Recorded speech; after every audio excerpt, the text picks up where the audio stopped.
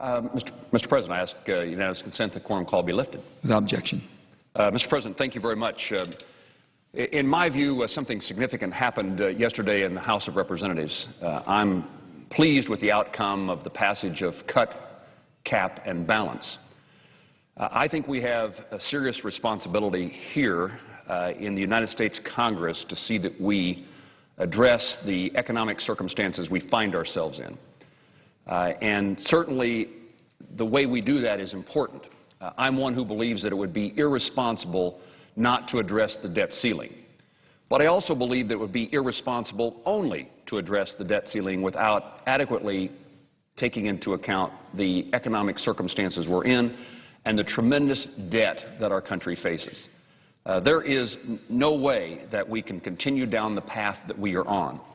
And while it's easy for us to make accusations, the reality is that this country, through its Congress and through various administrations, have overspent year after year after year. The fact that 42 cents of every dollar that we spend is now borrowed tells us that we cannot continue down that path.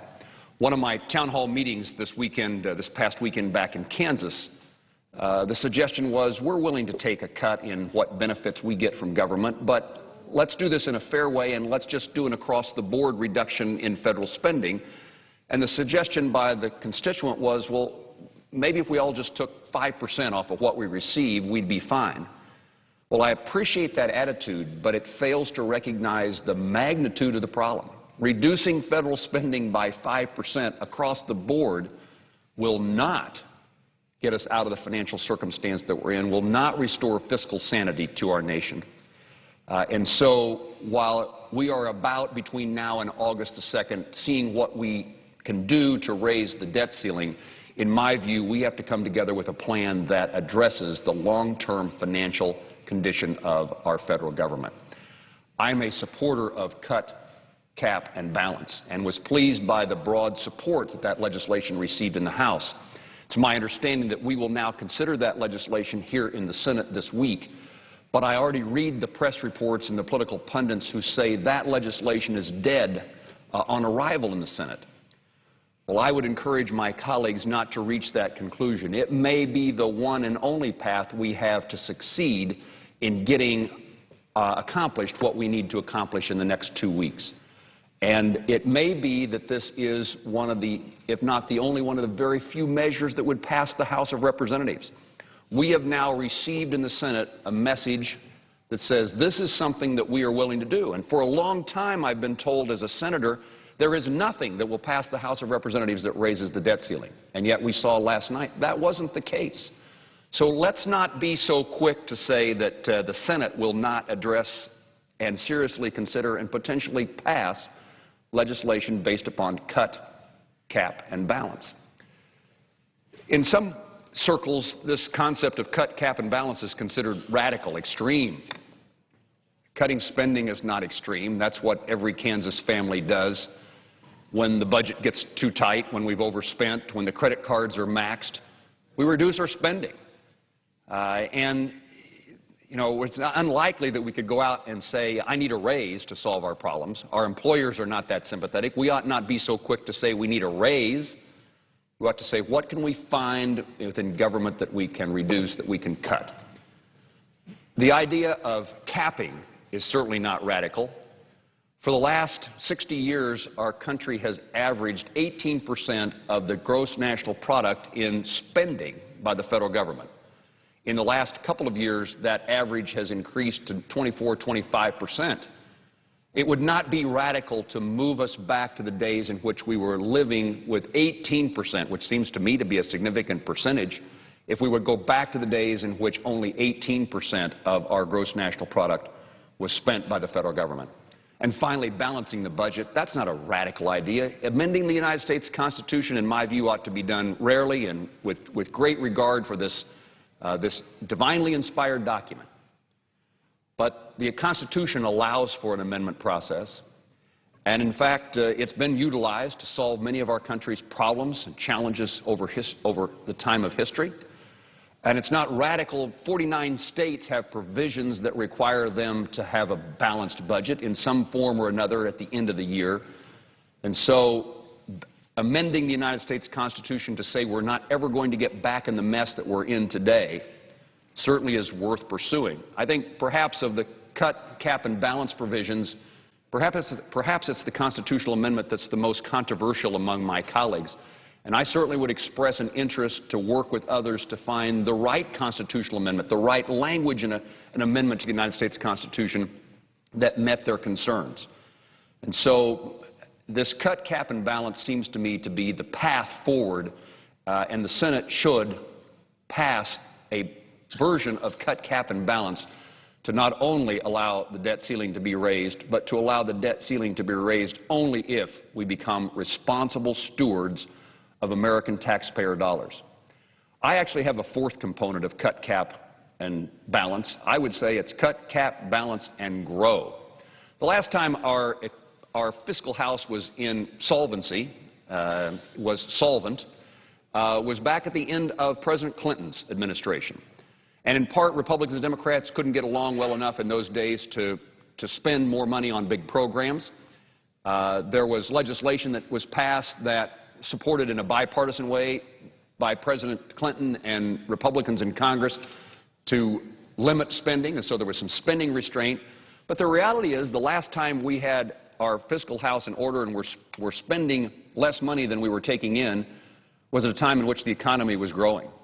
If we really want to address the issue of balancing our budget, we should focus much more attention than we have on growing the economy, putting people to work, and allowing, as they work, that the taxes will be collected. The greatest opportunity we have to improve people's lives is to create an environment in which jobs are created, in which employers feel comfortable in investing in the future, in buying plant and equipment and putting people to work. And so while it's cut, cap, and balance today, we need to make certain we don't forget, in my view, that fourth component, grow the economy. And in my view, that means a tax code that is certain and fair, that doesn't change, that is something that a business person, a family can rely upon. And it's also a regulatory environment that allows businesses to have the opportunity to grow their business. The most common conversation I have with a business owner in Kansas, walking through a manufacturing plant, some small business that manufactures a piece of agriculture equipment, that's pretty common in our state.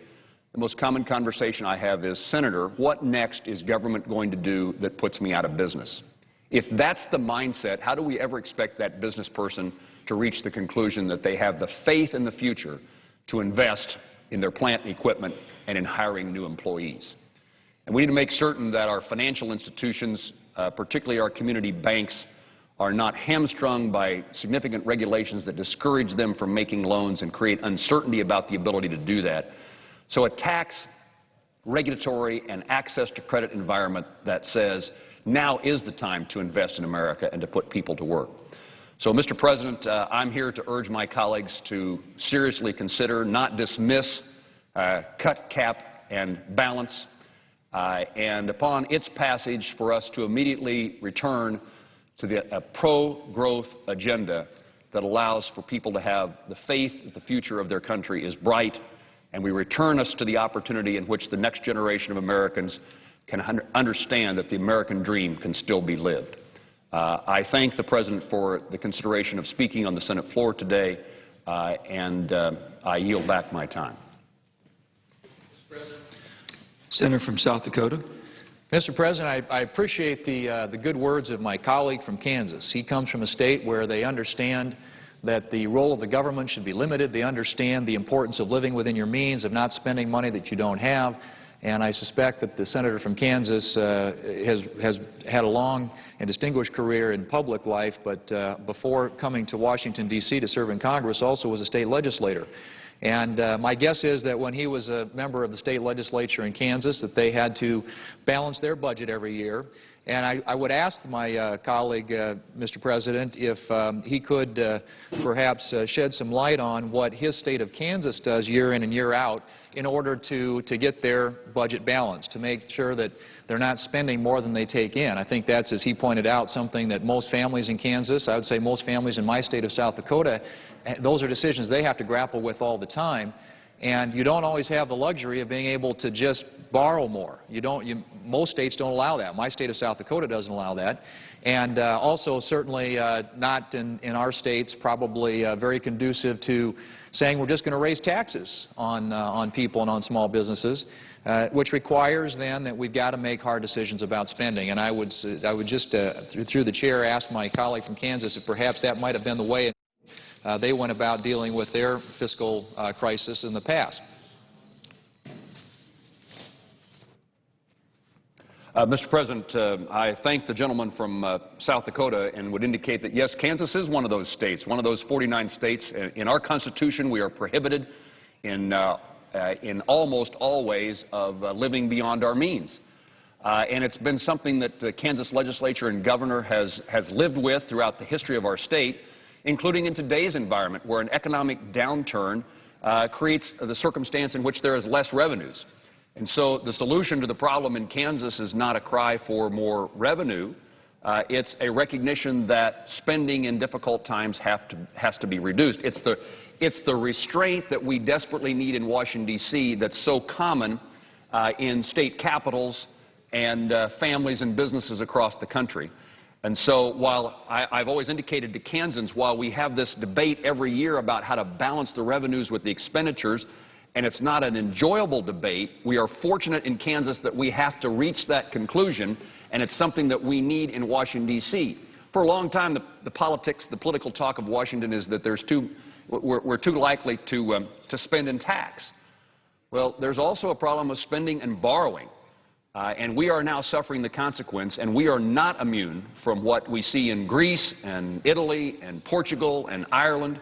If we do not solve this problem that we face today in a responsible way, it will be solved for us by the markets, by those who we borrow money from, determining we are no longer credit worthy. We don't have to worry so much about that in Kansas because we have a constitutional provision that requires our legislature and governor to reach the right conclusion. And it's why I thought the debt ceiling was the opportunity for us to force ourselves.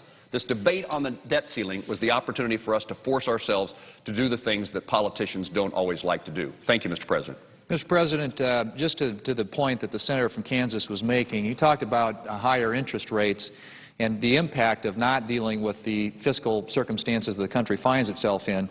And you look at what's happening in Europe. Now, 3-year government bond interest rates are around 19.4% for Portugal, 28.9% for Greece, and 12.9% for Ireland. Now, think about the impact in this country. If we had interest rates go back to what is even a 20-year average, we would see an additional $5 trillion, just about $5 trillion in additional borrowing costs in the next decade alone. That's if we went back to the 20-year historical average for this country. Not to mention going to what they're looking at in countries like Europe at these 19-20% interest rates. I mean, think about auto loans, think about home loans, think about student loans, think about business loans, all those things that we rely on in our economy and that families across this country rely on in order to carry on with their daily lives. If you were looking at those kinds of interest rates, well, that's the type of interest rate sensitivity that we have. And if we don't get our fiscal house in order, we could very well end up like many of these countries, and that would be devastating for our economy. And the most important thing that we can be doing right now, Mr. President, and the senator from Kansas pointed this out, is we need to put policies in place that actually grow the economy and create jobs. Now, I'm also will support the cut, cap, and balance proposal that's before the Senate today because I think it does important things. It cuts spending today immediately. It caps spending in the near term and puts in place a process by which we balance the budget in the long term, a balanced budget amendment. And it's interesting to know, if you go back historically, I want to read something for you, Mr. President, that President Ronald Reagan said 29 years ago this week. He led a rally of thousands of people on the Capitol steps calling for a balanced budget amendment. And this is what he said, and I quote, "Crisis is a much abused word today, but can we deny we face a crisis?" End quote. That's 29 years ago at a time, Mr. President, when the federal debt was $1 trillion. We face a debt 14 times as high, $14 trillion, and under the President's budget would literally double in the next decade. We have got to get our fiscal house and our spending in order. The senator from Kansas also mentioned the size of government as a percentage of our entire economy.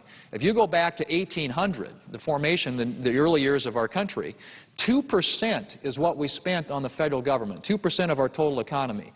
This year we're over 24%, in that 24 to 25% range. If you look at the 40-year historical average, it's about 20.6% is what we have spent as a percent of our entire economy. What does that mean? It means that we are spending more at the federal level and that the private economy is shrinking relative to our total economy. What we want to see, Mr. President, is an expansion of the private economy, where we put policies in place that enable our job creators to create jobs, and that we get the federal government smaller, not larger. My view is when you're looking at a debt crisis like we are in this country, that you don't grow and expand the size of government, you make government smaller. You get the private economy growing and expanding and creating jobs. That is how you ultimately get out of this situation. Well, we've got policies in place right now that are making it more difficult and more expensive, I would argue, for our small businesses to create jobs. Anywhere you go in the country, in my state of South Dakota, elsewhere, you talk to small business owners, you talk to farmers and ranchers, what they will tell you is the policies, the regulations, the taxes coming out of Washington, D.C. make it more expensive and more difficult for our job creators to create jobs. And if you look at the data on that, it's pretty clear. I mean, since this president took office, we've got higher unemployment by about 18%. We've got 2.1 million more people unemployed than we did when he took office. We have a 35% higher debt. We saw spending go up in the last 2 years alone, non-defense discretionary spending, by 24%. The number of people who are receiving food stamps in this country is up by 40%. All the data, all the tools by which we can measure economic progress and growth demonstrate that the policies that have been put in place by this administration have been a complete failure. And so what we need, Mr. President, is a change in policies. And it starts by capping federal spending or cutting federal spending, capping it in the near term, and putting in place a long-term solution, a balanced budget amendment, like so many states have in place, like the senator from Kansas mentioned that they have in his state of Kansas, like we have in my state of South Dakota, where our state governments have to live within their means. They cannot spend money they do not have. That is the problem that we have here in Washington, D.C. today. Now, in terms of our small businesses, there was a survey that was done by the Chamber of Commerce a couple of weeks ago in which they found that 64% of the small businesses who responded to the survey said that they're not going to hire this year. 12% actually said they're going to cut jobs. Why? Half of the small businesses listed economic uncertainty as the major reason. They are concerned about what's going to come out of Washington, D.C. They don't know what the policies and the regulations that are going to be imposed on them and what it's going to do to their cost of doing business. And as a consequence, they are just hunkering down and trying to survive. We need to change that. We change that by getting federal spending under control. Cut, cap, and balance is an important step in that process. And I'm pleased that the House of Representatives last night passed it, sent it over here to the Senate. We'll have an opportunity to vote on that in the next few days, Mr. President. And I would argue to my colleagues that this is fundamentally the best thing that we can be doing to get not only our fiscal house in order and get it on a more sustainable path going forward, but also to help get our economy growing again and get jobs created out there. You can't do it by making government larger. If that was the case, the $1 trillion stimulus bill that was passed last year would have brought unemployment down. But as we all know, we're facing 9.2% unemployment today. We continue to see an economy that is struggling, that's growing at a very slow rate. We need to unleash that economy, and the way that we do that is by capping or cutting spending in Washington, D.C., making federal government smaller, not larger, getting that amount of spending as a percentage of our entire economy back into a more historical norm, working to ensure that taxes and regulations stay low on our job creators in this country. And that's why I just fundamentally object to what the President and many of his allies here in Congress want to do with regard to the debt crisis, and that is increase revenues.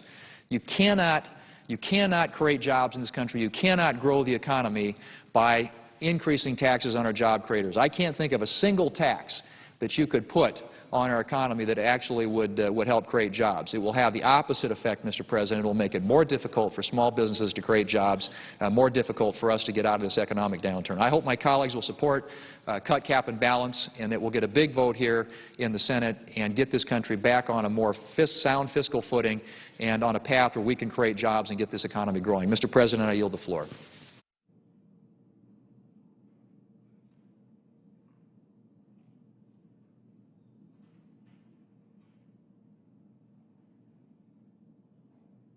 Morning business is closed. Under the previous order, the Senate will resume consideration of H.R. 2055, which the clerk will report. Calendar number 91, H.R. 2055, an act making appropriations for military construction, the Department of Veterans Affairs and related agencies for the fiscal year ending September 30th, 2012, and for other purposes. Mr. President. Senator from South Dakota. Mr. President, I'm hopeful that the Senate will be able to complete action on the MilCon-VA appropriations bill today. Members have had ample opportunity to offer amendments. Staff has been working to clear them, and I believe we now have a clear path to final passage. I would like to spend a few minutes today talking about the military construction portion of this bill, which is so important to our troops and their families. The bill includes $13.7 billion for MilCon, which is $1 billion below the budget request. In drafting this bill, we took a hard look at the projects submitted by the administration and made strategic reductions in order to make wise use of our MilCon dollars without sacrificing key military priorities. I believe this bill is a prudent approach to addressing our military construction needs at home and abroad. The bill fully funds the administration's request of $1.2 billion regarding reserve projects. Typically, Congress adds funds for our Guard and Reserve components. However, given the current budget pressures, that option was not available to us this year. It is my hope that the services will acknowledge and address the current backlog of construction requirements for the Guard and Reserve forces in future budget requests. Of note, this bill includes $550 million to construct or modify 15 Department of Defense schools at home and overseas. As Newsweek magazine pointed out last month, a shocking number of DoD schools are crumbling and in need of replacement. The administration has made upgrading DoD schools a priority, and the committee wholeheartedly supports that goal. DoD school funding in this bill represents a significant down payment on the estimated $3.1 billion requirement for DoD school recapitalization. The administration's request included funding for the move of Marines from Japan to Guam. While the committee recognizes the need to restructure force posture in the Pacific, we remain concerned about the ballooning cost of this plan and the lack of forward progress on the part of the Japanese allies. The report accompanying this bill directs Navy to provide Congress with the detailed information on the cost and prognosis of the Guam relocation initiative. Additionally, the committee is concerned with the potential cost of related troop realignments in Korea and the long-term impact of troop reductions in Europe. The report accompanying this bill addresses these concerns in depth. Mr. President, as I said before, this is a sound and responsible bill. Senators Kirk and I have worked hard hand in hand to forge a bipartisan approach for the MilCon-VA bill, and I believe we have succeeded. I urge my colleagues to support final passage of the bill today. I yield the floor and not the essence of a quorum. Senator from Illinois. Before we do that, I want to join with my colleague and say that the Republicans unanimously supported this bill that provides appropriations for our veterans and for our military construction needs, unanimously in the subcommittee. They supported this bill. Our Republican members unanimously supported this bill in the full committee. And the reason why is because this bill is marked to a budget. It's marked to the House budget. This bill cuts spending on the budget authority discretionary side about $1.2 billion below the President's request. The bill also cuts spending $620 million below last year's level. And it even comes in $2.6 million below Chairman Culberson's bill that passed the House of Representatives under their very strict budget guidelines. I will note that we came together on a bipartisan basis in the Senate to bring this very first of the appropriations bills up. And the cloture motion to move forward to bring this bill to the floor passed by a vote of 71 to 26, with Leader McConnell and our Vice Chairman, the lead Republican on the committee, Mr. Cochran, supporting that. Now, this bill has been endorsed by AMVETS, by the disabled American veterans, by the veterans of foreign wars, by the paralyzed veterans of America, and the Iraq-Afghanistan veterans of America.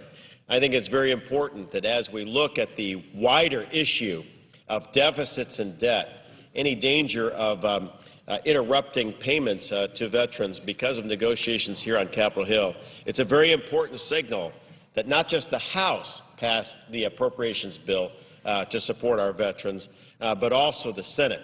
And so my hope is that we will consider the amendments this afternoon and then advise members that we would seek to then go to a final passage and get this first of the appropriations bills done this year, sending a very clear message, especially to our veterans and men and women on active duty, that we're supporting their military construction and their veterans' health care needs in a way that spends money according to the dictates of the House budget resolution. And with that, I yield back and wait for our senior member from Maryland. Senator from Maryland. Yes, unanimous consent to speak up to 10 minutes if in morning business.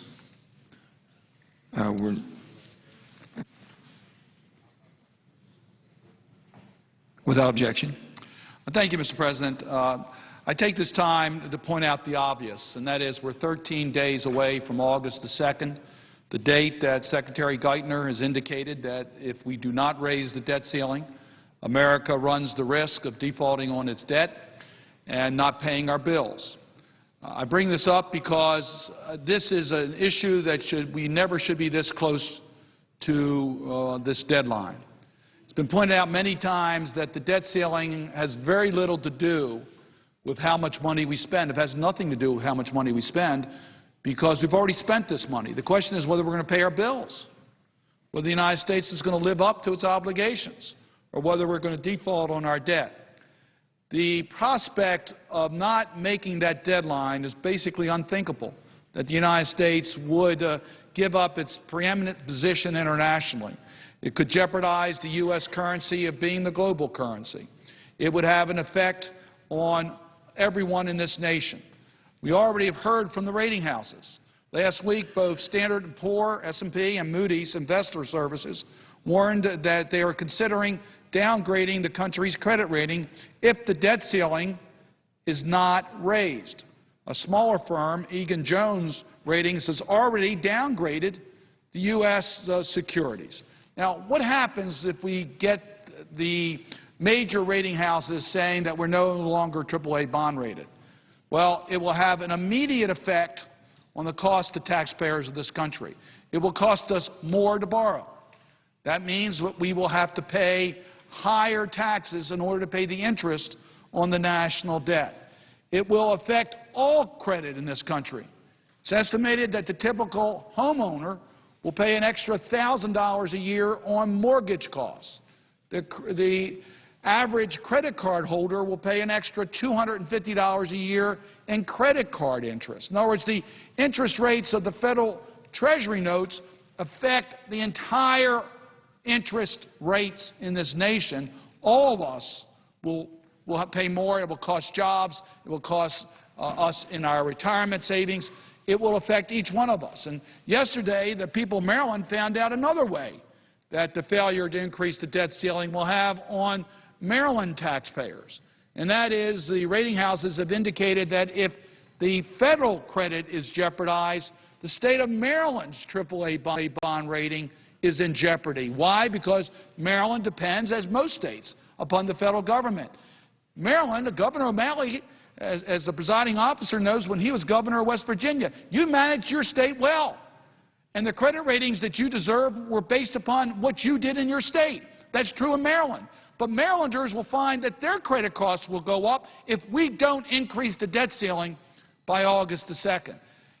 We're all in this, so it should be really something that we should never be this close, and we should make sure that we increase the debt ceiling on August 2nd. Yes, I do hope that we use this as an opportunity to get our spending and our budget in order. We need to manage our deficit. We all understand that. We've got to bring our debt under proper management. Now, I've taken the floor before to sort of go over how we got here. I'm not going to do that today. But I am here to tell you that the Democrats in the Senate, under Senator Conrad, have come in with a proposal that we think is well-balanced, that has more deficit reduction, quite frankly, than any other plan that's out there, that it's comprehensive, and it will allow us to be able to continue to grow our economy, because the best thing we can do for our deficit is to create more jobs in this country. And the Conrad Democratic budget does that by investing in education, by investing in innovation and in infrastructure, but also recognizing that we have to bring the deficit under control. It protects Medicare and Medicaid because we know those programs are important for our seniors, important for our economy. So we protect high-priority programs, more deficit reduction, by having a balanced approach. That's what we should do in addition to raising the debt ceiling. We should have a comprehensive approach. Let me just give you some of the numbers of what the Conrad budget does. It brings spending down to 22%. I heard some of my colleagues talk about the historical averages. Well, 22% of our economy would be the same spending amount on average as we had when Ronald Reagan was president. And I think most of us would agree that the Reagan years were certainly conservative years on government spending. That would bring it down to that percentage, despite the demographic changes in this country. I think that's quite a significant accomplishment. The revenues would be equal to what the revenues were as a percentage of our economy when Bill Clinton was president of the United States, in which we had the strongest economic growth in modern history, the greatest job growth in modern history. So these are responsible programs. It also, by the way, says to our government workers, who should not be used as scapegoats, are doing incredible work under difficult circumstances, asked to do more with less. They've already made the sacrifice of a 2-year pay freeze. The Conrad Democratic budget says enough's enough and doesn't ask our federal workers to make additional sacrifices beyond the 2-year pay freeze that they've already been subjected to. Now, I know there's other efforts here, and I hope we'll continue those efforts. I've talked before about the Bowles-Simpson approach, and we have a bipartisan group working. That's how we should proceed. But quite frankly, Mr. President, this cut, cap, and balance is not a bipartisan effort. It is an extreme effort by the Republicans to bring forward a budget that is even more severe and more radical than the Ryan budget. I call it cut, cap, and kill when it comes to Medicare. Why do I say that? Well, I've taken the floor in regards to the Republican Ryan budget to point out that the impact on the Medicare system would be to increase the cost on average to our seniors when it's fully implemented of an additional $6,500 of cost to our seniors to pay for health care. Mr. President, I know you've been through West Virginia, I've been through Maryland, and I tell you our seniors are already paying too much in health care. They can't afford another $6,500 a year to their health care bills. We should be looking at reducing their health care costs, not increasing it. But the cut, cap, and balance approach would go even beyond that. It's estimated there would be another $2,500 of cost on top of the $6,500, or $9,000 of additional costs when fully implemented to our seniors on health care needs. Well, that's cut, cap, and kill of Medicare. And I don't think any one of us want to be responsible for that. I heard my colleagues talk about job growth, and we all are for job growth. The cut, cap, the balance is estimated to cost us hundreds of thousands of private sector jobs. And why do we say that? Well, the objective here is not very subtle. The objective, as the Heritage Foundation has said, and this just was sent out, this will cut the size of the federal government by about half within 25 years. Now, are we going to tell our students that they could do with half of their Pell Grants? Yesterday, I joined students from around the nation and presidents of colleges to talk about the importance of the Pell Grant. At Morgan State University in Maryland and the University of Maryland Eastern Shore, both historically black colleges and universities in which 80% of their student body is made up of minority students, 50% depend upon Pell Grants. Half of that number could not be there without Pell Grants. And now we're saying it's okay to cut the Pell Grants in half? No, it's not okay. Are we going to tell our seniors that we're going to cut Social Security in half? Are we going to tell those people who need unemployment insurance that they're going to get 50%? It's not sustainable. I heard my colleagues talk about predictability. Well, the cut, cap, and balance is not going to be sustained. It's a radical approach. We can do better. And quite frankly, David Brooks, the conservative columnist, I think said it best. And I quote what he said about where the Republicans, particularly in the House, are trying to lead this nation. And David Brooks wrote, and I quote, "The Republican Party may no longer be a normal party. Over the past few years, it has been infected by a faction that is more a psychological protest than a practical governing alternative. The members of this movement do not accept the logic of compromise, no matter how sweet the terms.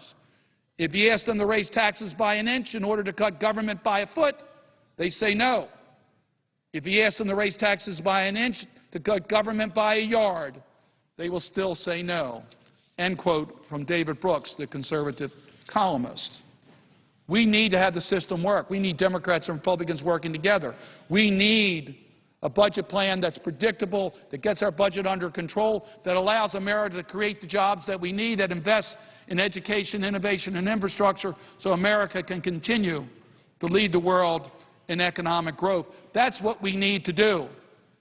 It starts by raising the debt limit so America does not default on its obligations, and for us to work in a bipartisan manner to develop a budget plan that gets the debt under control but allows America to live up to its commitments to our seniors, to our students, and to create the job opportunities for tomorrow. That's what we need to do, and that's what this senator is prepared to do. And with that, Madam President, I would suggest the absence of a quorum. Clerk will call the roll. Mr. Akaka.